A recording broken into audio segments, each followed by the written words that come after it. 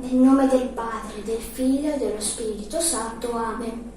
Padre nostro, che sei nei cieli, sia santificato il tuo nome.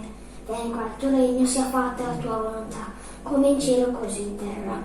Dacci oggi il nostro pane quotidiano e rimetti a noi i nostri debiti, come noi li rimettiamo i nostri debitori, e non ci indurre in tentazione, ma liberaci dal male. Amen.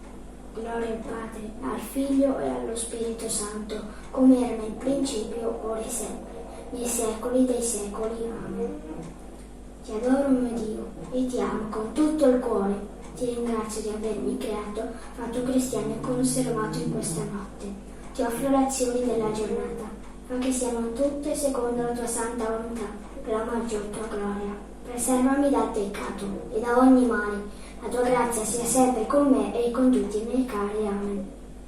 Ci mettiamo in ascolto degli Atti degli Apostoli.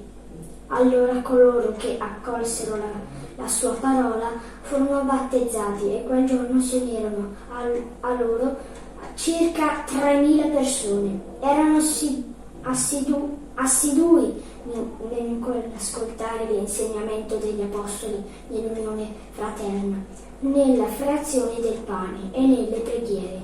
Un senso di timore era in tutti, e prodigi e segni avvenivano per opera degli Apostoli.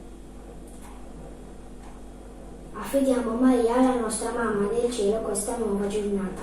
Ave Maria, piena di grazia, il Signore è con te. Tu sei benedetta fra le donne, e benedetto il frutto del tuo seno, Gesù. Santa Maria, Madre di Dio, prega per noi peccatori, adesso è l'ora della nostra morte. Amen. Grazie Gesù, custodiscici e proteggici. Amen. Buona giornata da Federico II.